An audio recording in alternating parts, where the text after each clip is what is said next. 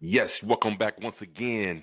This is Steph Ronin, and that's my main man, Aaron McKee. What up, y'all? And we are your 4-4 Heelz. And this week we're coming to you with the top 5 storylines of AEW review. And a little bit after this, stay tuned because we're going to hit you with that Forbidden Door preview show. And we all know we're excited about that with the O2 Arena. So without further ado, let's get this thing kicked off with the number 1 storyline of the week.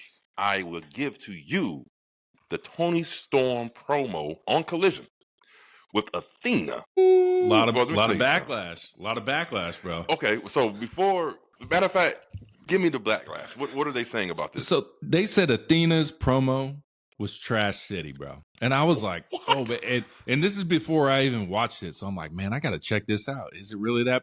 It wasn't that bad at all, bro. It wasn't bad at all. Wow. I didn't think it was bad. Her little dive off the stage to the security guards was kind of bad. Like running away. You the champ. You don't run away. You know what I'm saying? But well, that's crazy work because I was on the opposite end. I actually was praising this promo because of this one line. After she jumps Toni from out the dark, just hit her with a knee, knocks her down because Toni started, you know what I'm saying, doing something, you know what I'm saying. She say, this is called All Elite Wrestle, right? All Elite Wrestling. This is where the best wrestle, right? She said, then tell me why is this bitch at the top of the card? As soon as he said that, I thought about you. Yeah. Because she's got everything. Just her in-ring. I mean, it's not the best. If you look at the broad spectrum of AEW, she's not even top 5 women wrestler in the company.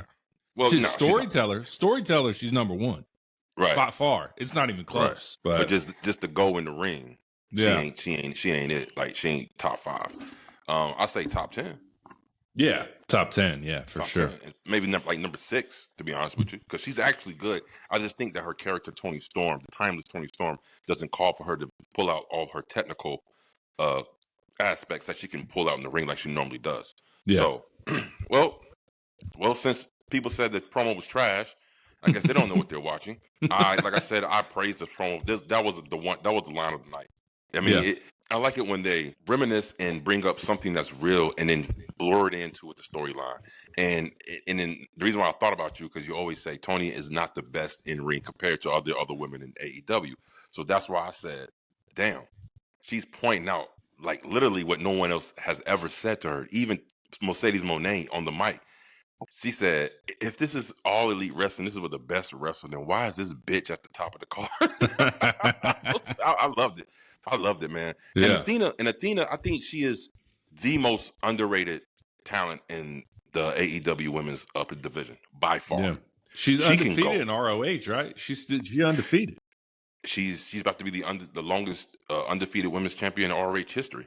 Like she's approaching somewhat of 1,000 days. She's pulling the Roman Reigns on the ass. But, you know, so I thought this was great. This was a great send off. Go home, sorta, because I'm pretty sure they're gonna do something else tomorrow night on Collision. Yeah. So if you're watching this is shot before Collision on Saturday. So if we miss anything or anything that's on the Forbidden Door card, excuse us. But you know, time restraints. We got to do what we got to get in when we get in. And they already recorded Collision too. They did. Well. They did. And you see who appeared? I did not. I haven't even peeped anything. I stay away from it. Isla Dawn, bro. No way. Yeah, Isla Dawn. So that's the one they signed. Yep. I was not expecting that. I was expecting Dakota Kai, bro. I really was. But we going Isla Dawn. Forbidden Door. Yeah, maybe. So yeah. I mean, I don't know. So great setup, great everything. It was a way to freaking kick off Collision. That was it sucked me in. So that's number 1.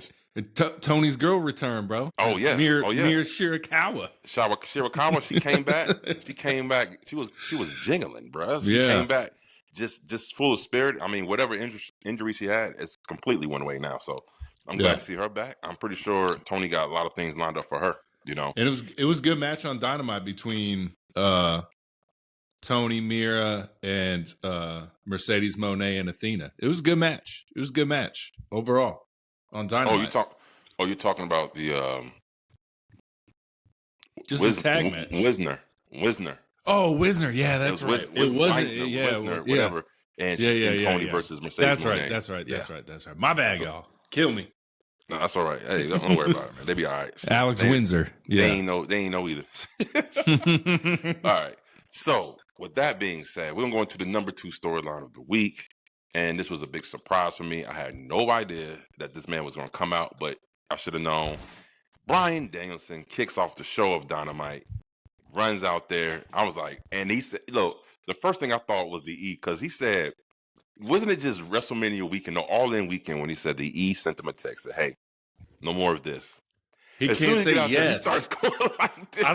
I don't think he can say yes when he does this. I think that's what WWE's got him on. He can't say yes. Yeah, the crowd can say yes.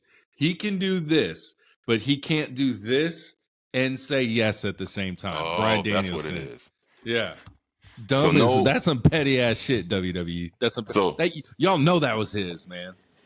So if Jey Uso makes a jump to AEW, only thing he can do is this, but he can't go yeet. Maybe I don't even know. They would probably copyright the 4 letters, 1 word, yeet. They probably copyright the whole thing. Oh, that's so weird. How you gonna copyright yes?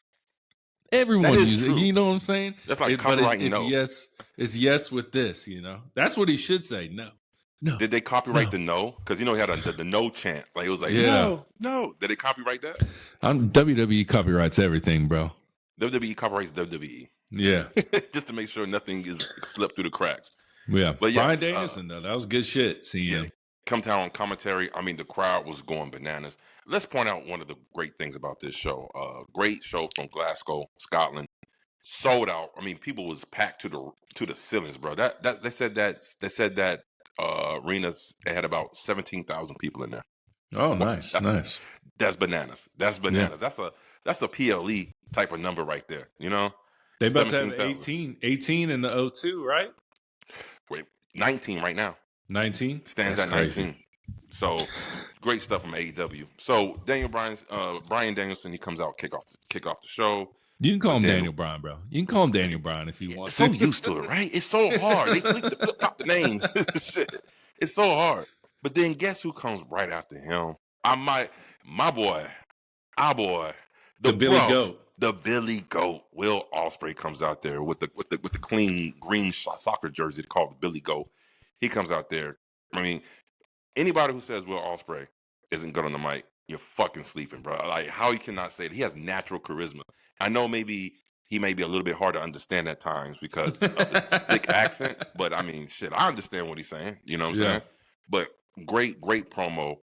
I was looking forward to the face-to-face with Moxley. He calls out Moxley. Moxley comes in, the Death Rider stuff. I mean, just is the Death Riders one of those things? The older it gets, the more you're like, yeah. It's still good. It's still good in my opinion. Me too. It's still good. Too. Yeah. And I'm glad Tony didn't disband it because of what the backlash online was. I'm glad he kept it together because this segment right here was good. Moxley comes out with Marina, right? They don't even do like a face-to-face in the ring, like talk. He said his little things. Before you know it, Claudio on one side, Yuta on one side. And then before you know it, you get the Bullet Club War Dogs, led by Gabe Kidd. There's like 3 other members. I don't know their names. Don't kill us. Sure didn't. I was like, who are these? I was like, what these fans doing running in the ring right now? Get the security. Yeah. Man, look. I knew it was Gabe Kidd, but the other dudes, I said, oh, what's going on here? So apparently they're part of the Bullet Club War Dogs. I don't know their names. We'll make sure we find out their names. Yeah. And then, you know, now you got War Dogs, you got the Death Riders all together, taking on one solo Will Ospreay. Oh, so we thought. Yeah. Well, Will Ospreay takes Marina Shafir, you know, grabs her from the back, brings her back out in a body bag, or so we thought. Darby Allin was in that damn body bag. I knew it was the whole time, bro. I knew it was Darby. I was like, that's fucking Darby Allin, bro. I know that was. Especially because, like, Will Ospreay was, like, grabbing his ass, too, like, carrying him. I was like, he ain't going to do that to me. No ass grabbing. Yeah. But my question is, what'd he do to her? What'd he do? Lock her in the closet? He put her down. Beat her ass? She didn't come. Like, what happened to her? I don't know. You're right. She didn't even come back out for the big skirmish at the end. What'd you do to her, Will Ospreay? Will Ospreay, he said, I gave her the 1-2 Billy Club, bro. That's what I gave to her. Hey, look. Not only that, the Young Bucks come outside and attack Will Ospreay from the back. Molly whopped his ass, bro. Yeah, he Molly did. whopped his ass. They showed Good it. shit, Young Bucks. They showed it. But check this out, though. This is the thing that got me feeling so good. Then the Ops came out. It was like any and everything that was tied into the storyline with the Death Riders, they're coming to get some get back. Now, I've seen people online. I've seen the backlash already because my lady sent me this post, and I got to talk to her about this. Like, she's like, what do you think about this post? I said, baby, I ain't seen the show yet, so let me watch it. So I finally watched the show. And they're talking about Ospreay and how this whole segment didn't make any sense. Okay, again, they have a match. I'm trying to figure out. There is a part of the show that ain't make no damn sense to me, and I'm gonna talk about it later because one of my top 5 storylines. But this made plenty sense to me. They all. So who did the Ops take the damn trios championships from? The Death Riders. The Young Bucks is connected with the Death Riders. Ospreay is part of. It's technically one half of the EVPs. Yeah, you know what I'm saying. Oh yeah. He's got creative control apparently now. Apparently, right? Or did they just see? That's what I'm kind of questioning. Did Will Ospreay and Swerve inherit the EVP role, or did the Young Bucks just lose the EVP role in that match? It's confusing, bro. I am under the impression that the roles went to Swerve and Ospreay. That's what I would have liked, but they really haven't talked about it at all. They haven't really did much with it, other than Swerve. Like the first couple weeks after All In, he was the main one who messed up their fucking their Titantron and their music. Like he was doing all that himself. So, who knows? But this segment made plenty of sense. I'm just trying to figure out what these guys were speaking upon. It's like it didn't make any sense. How? I mean, anybody and everybody who was intertwined with this storyline was out there and fighting. And on top of that, we can't forget about one of the other homie that came out there, and I'm going to butcher his name, but I'm going to try to say it anyway. He is going butcher that shit, bro. Takahashi came out there. No, I'm sorry, it wasn't Takahashi. It's Tanahashi. Tanahashi came out there. The Tahini, the OG. bro. I love that shit on avocado, bro. Tahini, bro. That shit's good, bro. Like tahini on avocado.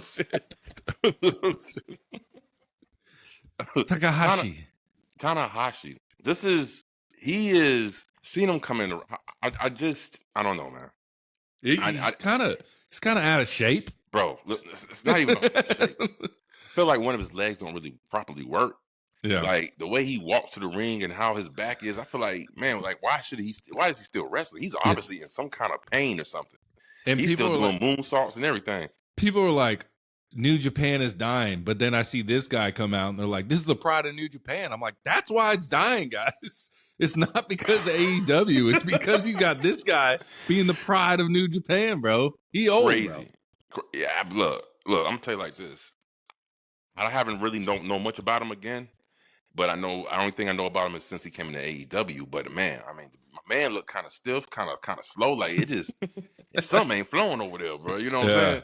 So, but apparently he is one of the presidents of New Japan Pro Wrestling. So maybe he's in that CEO like Hunter position. Maybe he needs to stick to that after this match. Stay in that chair, big dog.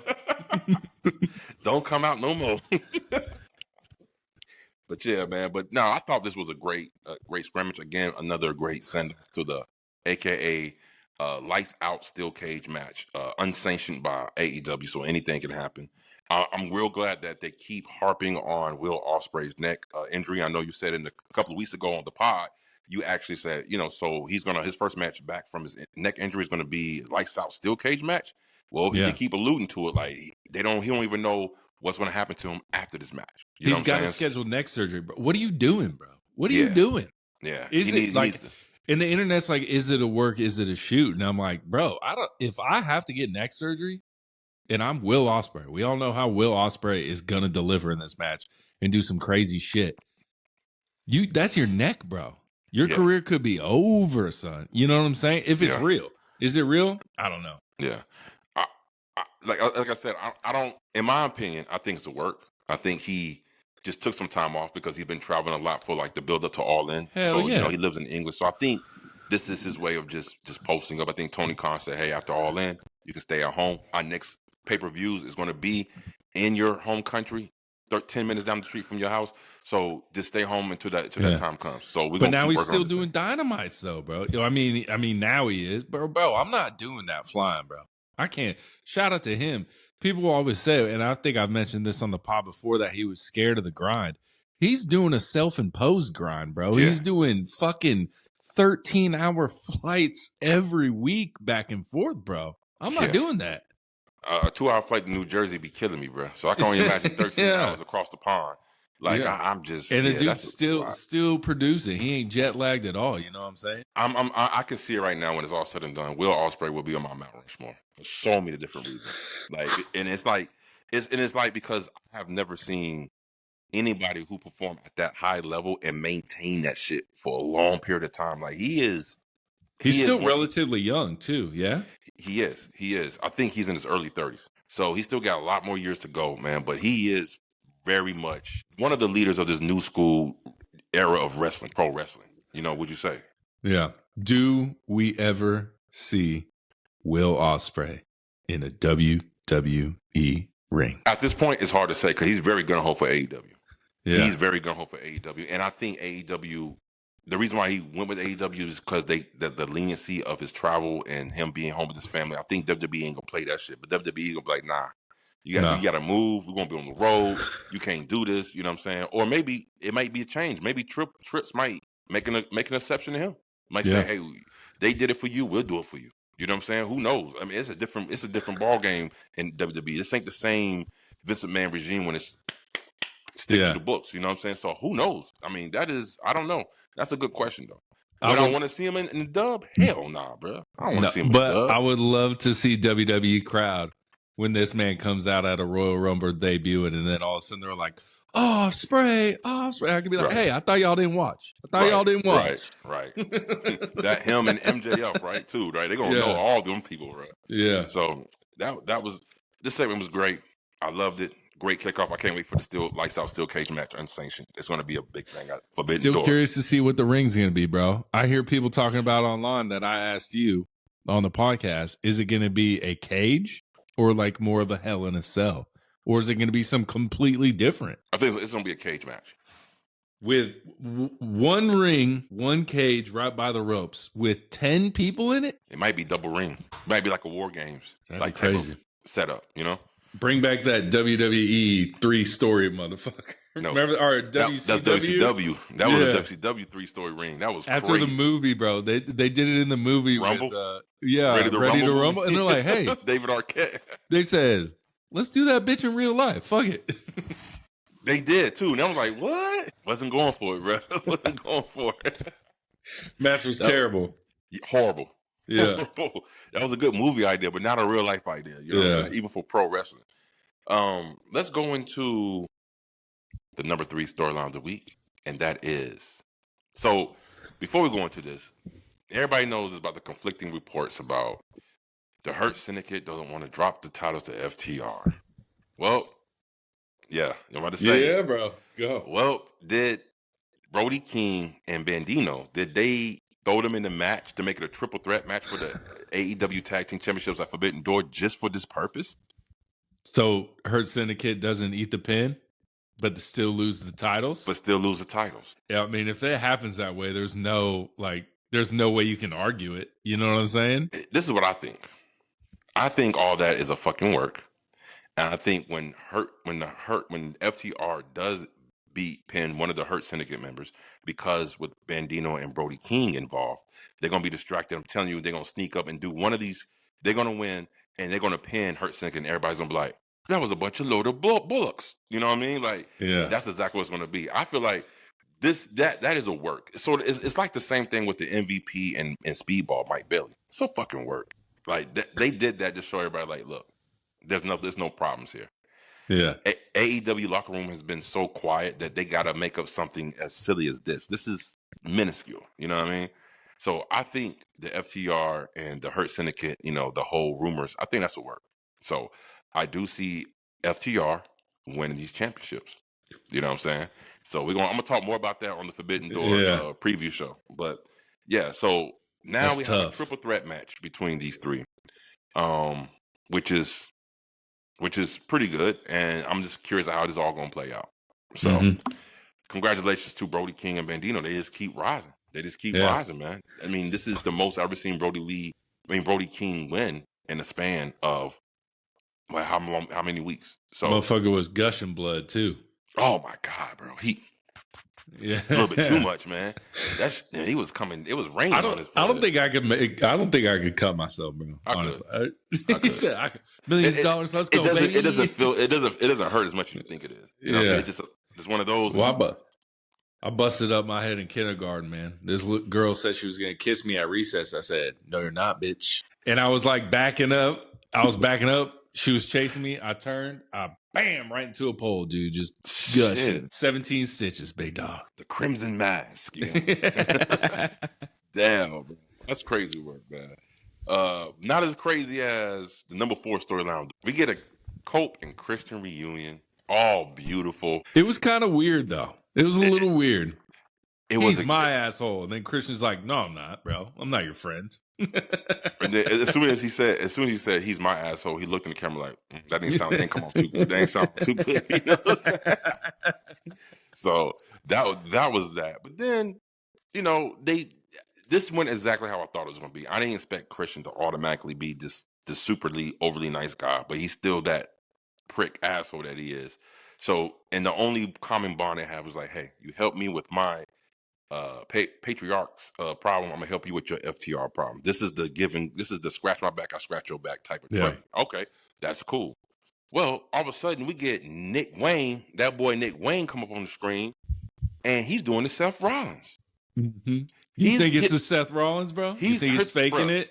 I'm telling you, Forbidden Door, he's gonna come up with Paul Heyman. He's gonna have the Money in the Bank briefcase. He's gonna drop those fucking crutches. He's gonna run down the ring.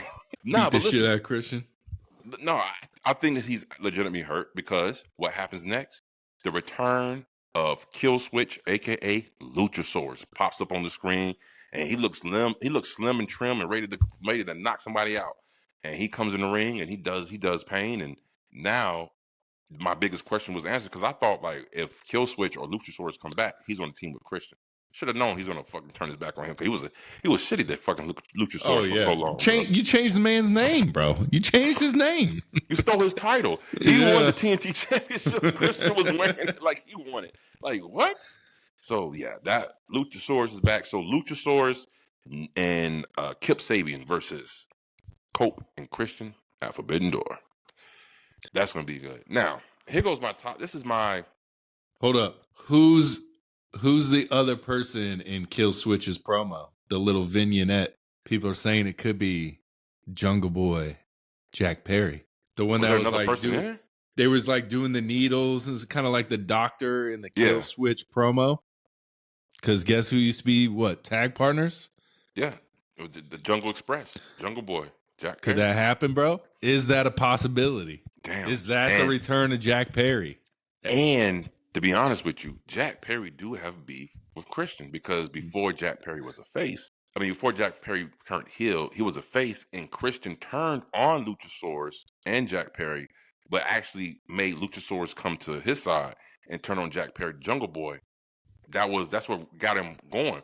So maybe that's a callback to the old storyline, and maybe it's some get back. They're bringing back the Jungle Federation, bro. You know what I'm saying? The Jungle Federation. That's what they bringing back. Shit, man. Wow, that's a good call. Maybe. Hey, but hey, I think we're gonna see a couple of surprises at Forbidden Door. People that we want first timers and returns. So because you know why? Because them European crowds go bananas when shit happens like that. They do. Hey, look, they go crazy. Yeah, but. My question is, in the land of international crowds, every time WWE goes somewhere, how come they didn't try to hijack Dynamite like they do with the WWE shows? Did you notice that? This like was to go over to Europe and do it? You mean to like go over to Europe and you're talking about why doesn't WWE have like a pay-per-view this weekend, as same weekend as Forbidden Door? No. I'm talking about the international crowd because every time WWE goes to an international crowd, they always try to hijack the show with these chants, and it's ongoing chants. We didn't hear that last night in AEW. Did you notice that? It's Glasgow. Yeah, it was, yeah. But I think O2 Arena is going to be bananas, bro. You think they're going to try to, you think they're going to do a lot of I would tracks? say even Clash in the Castle, what was it, last year in Glasgow? Or no, Clash it was in Scotland. It wasn't, maybe just them. They too drunk, bro. The Scots are too drunk to cheer, bro. You know what I'm saying? I feel it. I'm a little Scottish. It is what it is, bro. We just be too, and then what they did react. I think when they reacted when Will Ospreay said something about like Spuds, the food, or something like that, the crowd went bananas, bro. Yeah, just talking about the food, doing Spuddy isn't food. I don't know what it was singing, but it was that same chant. Yeah. So I don't know, but I'm excited for this next match. Now, this part, here it come. I gotta say it, bro. I did not understand this part. I didn't understand MJF teaming up with Ricochet. Cool. I ain't got no problem with that. Gates of Agony. Cool. They with Ricochet. I see it. But I didn't even know that Hangman and Mark Briscoe was tight like that. Tight enough for them to threaten to put him on fire, and then just for him to try to use his contract and then not to use his contract again. So he basically reneged his contract from using it and still get a title shot because one of Hangman's friends is Mark Briscoe. I never knew that was a thing. And so this whole segment, bro, like if you want to make some shit that don't make no sense, this ain't make sense to me. If it makes sense to you, help me out. But to me, it ain't make no sense. I think the only way it makes sense is, I mean, there is a history between Ricochet, MJF, Mark Briscoe. There's history there. Right. Of course. I think it's just because Hangman is a super baby face. Because if it's Cody Rhodes, right? If Cody Rhodes is out, let's just date WWE it a little bit. If Cody Rhodes is out there and a heel is setting anyone on fire else that's a baby face, Cody Rhodes would probably agree to anything too, just because you're the ultimate baby face. I just think that's where they were going with it. Okay. I was like, when the fuck were Hangman and fucking but also think about All In, who was one of the people that came out and backed up Hangman Page. Oh, shit. Mr. Briscoe. After his fucking ambulance match, right? Or am I thinking... No, yeah. It was the ambulance match with Ricochet, right? No, that was Revolution. Revolution? Okay, well then he came out and helped... He came out and helped Hangman at one point or another. No. At Revolution he did, I thought. No? No. Shit, man. All right, it don't fucking make sense then. I thought there was a time where Briscoe helped Hangman. Was it at All In? Did he come out there? But either way, I think it's just babyface doesn't want anything bad to happen to anyone. And you got to be like Jesus out there as a babyface. You know what I'm saying? I think all my people matter. Okay. So. Because what if Hangman was like, fuck no, light him on fire? Because you're right about this is being super babyface Hangman. This is exactly what he is.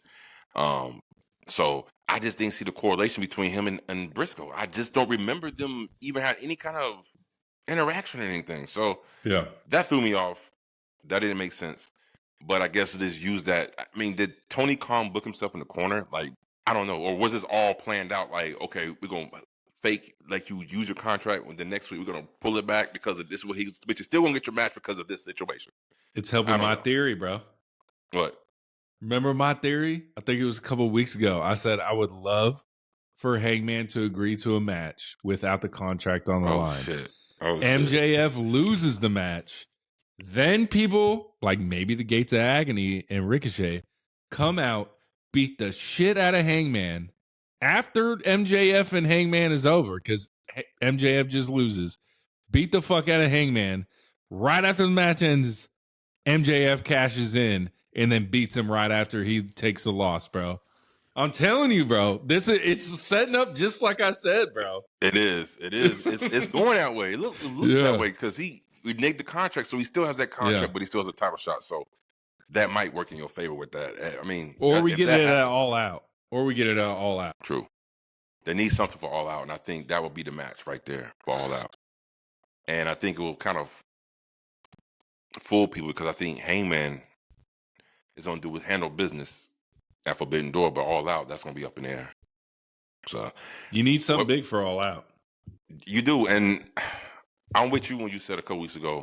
It's only a matter of time before MJF becomes that champion again. Like you can feel it. You can feel it. Like he's right now in the company. He's the top guy in the company right now. MJF, between his movie with Happy Gilmore 2 and he's doing presses, like he is the most recognizable face in AEW right now. So Tony Khan, if he was smart, he would put the rocket on MJF's back to carry that flag for AEW to get that casual fan that they're trying to get. You know what I'm saying? And bring them in. Because they could be like, oh shit, that's a guy from Happy Gilmore. Yeah. Let me see what's going on. You know what I'm saying?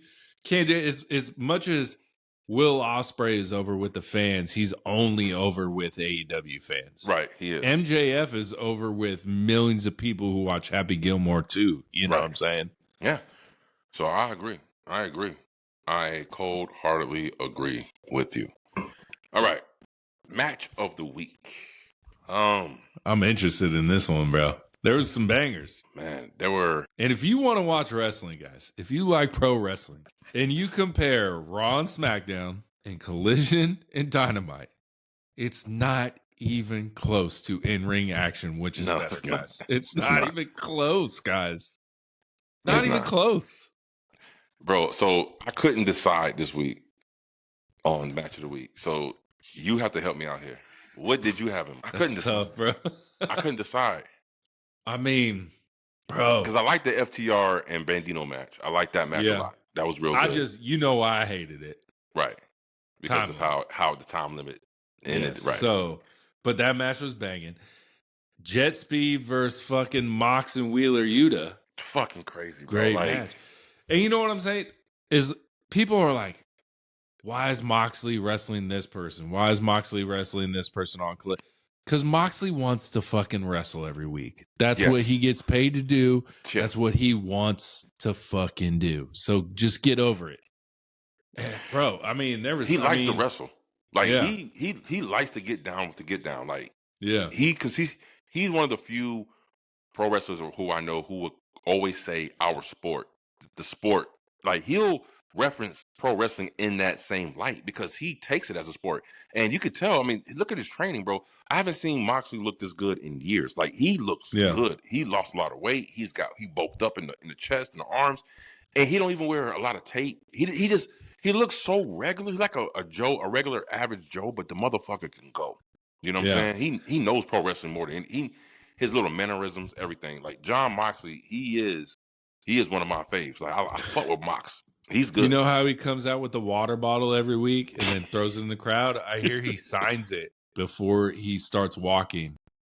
So he like signs the water bottle, does his entrance, and when he throws it in the crowd, someone gets like a signed John Moxley. I don't know how true that is, but that's stuff. I think I'll be mad at this motherfucker throwing water on me.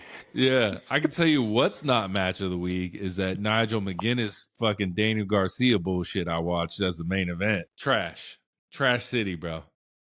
You know what? And I'm not even going to put that on Nigel. Nigel has great.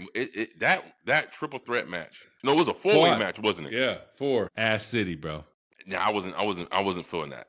I wasn't feeling that. But the thing is, even as bad that match was compared to AEW standards, it still was better than anything that was on WWE TV match wise. See, that's what I'm saying. It's levels to this shit. But I think I'd take Jet Speed versus Death Riders. That was Jet Speed, Moxley, and you. That match was fucking crazy. I think I texted you about that shit. I was like, yo, that shit was crazy on Collision. So that's gonna be the match of the week for me too, because that was crazy. But damn, I like that FTR and that Bandito match. It was good. It was good. Bro, that was good, bro. I was like, man. You had my boy hitting him with his broken elbow, but he had a pipe in it, you know. Stokely. That was Stokely. Stokely. I mean, look, the women's tag match. Yeah. Was crazy on Dynamite last night. That was a good match. I actually like the match with it was the go home show for Collision where they had all the girls come in. When I told you, I was like, females, blood and guts definitely going to happen with those 10 women. You know what I'm saying? Yeah. I thought that was a good type of run in and stuff. So, but yeah, this week, match of the week from the Fourth Heelz is the Jet Speed versus Moxley. Who did Blake Christian and Lee Johnson face? Oh, that was a good match too. Shit. It was short, but it was a banger, bro. What match was that? It was. I can't remember, but it was a good match. It was a good match, bro. It was an Outrunner. No, it was the fucking Paragon. There you go. It was yeah. Because that was a good match. It was just I said props Paragon. It was a great match. It was just short. I was like, damn, I've never thought I'd want a Paragon match to go longer. Well, I think you like Paragon because Adam Cole ain't in no more. Yeah, maybe. I don't know. Roderick Strong kind of bothering me. Now I'm like turning on someone else in that group. I'm like, okay, Adam Cole's gone. I don't like Kyle Roddy, dude. I don't like him either. Kyle Roddy you turn on, not Roderick. Yeah. Roderick is actually good. I don't like any of them, bro. I don't like any of them. But that was a good match. That was. Do you know Blake Christian when he was in NXT? They wanted to make him a masked person, right? They were like, "Hey, we want to put you in a mask." Blah blah blah. Guess who he was supposed to be? Axiom. Yep. So that's a character in WWE. That's not even. Because what was Axiom's name? But it was A Kid or something like that. What was his name? Something Adam. Yeah. And he didn't have the mask on. So they wanted to just put him in the mask, you know. Matter of fact, you got to watch the Walter and something Adam match. Shit was fucking... Bro, this was during the pandemic. This was in NXT UK. Bro, you got to watch that joint. Bro, Gunther versus Axiom when they were in Austria was a good match. That has nothing on this match. Yeah. This is before Axiom put that mask on and changed his name. I think his name was A Kid, bro. I'm pretty sure. A Kid or A I think it was A Kid. Oh, A Kid, okay. Yeah. Well, whoever. I don't know. I could be wrong. That match, bro, that match was one of the pandemic matches I can always remember because it was so good. It was so good that Jim Cornette praised it. Yeah. And maybe instead, if Blake Christian was Axiom, they would have called him Baxium. I don't know. Throw a B in there because Baxium. Because Axiom, I'm assuming they just got because the A Kid, right? Yeah. So he could have been Baxium. I don't know. Somebody said that if you want to get Blake Christian over, it's so obvious. If I was Tony Khan, spend the fucking money, bro. Go ahead and spend that money. On what? I would have Blake Christian comes out to Vanilla Jack Harlow. Vanilla Baby song, bro. Vanilla bro, Baby. Why? That's perfect. Like that's be a perfect fucking mashup for his character and shit. You know what I'm saying? I'd have if I wanted to get Blake Christian over, I'd have him build this brotherhood with Lee Johnson, which he already has, but like highlight it, and then Blake Christian turns on him. Yeah. Boom. But see, the problem is heel. People gotta care about Lee Johnson. No one gives a fuck about Lee Johnson right now. They don't even know. They don't. So yeah, I think. How about this? Blake Christian, Kevin Knight, my boy. I'm blanking on his name. Why am I blanking on his name? Then fucking Speedball Trios champion. Those three. Wow. Trios champion, bro. That's highlight after highlight after highlight after too, man. Yeah. Their styles mesh so well. Those three, man. Damn, that's. You call the reverse Oreo. The reverse Oreo. The reverse. That Oreo, baby. That's what we need. Oh shit! Chocolate filling with the with the vanilla cookies, baby. Oh shit! You got me. Oh shit! Oh boy! Yeah. Yeah, yes, sir. That's what it is right there. Reverse Oreo for trios. Hell yeah, man. Oh, yeah, that's it for the top 5, man. That's the match of the week right there. We're going to go with Jet Speed and versus Death Riders. Match of the week.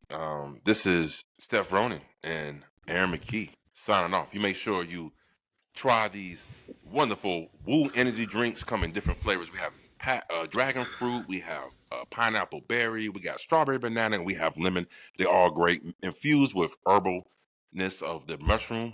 Gives you a nice pick you up. Not a lot of sugar, but just enough to get you way there. You don't have to hard crash when you're coming down. So stay tuned and stay locked and peep out for Woo Energy Drink. Until the next time for AEW Top 5 of the Week, for Heelz. Peace.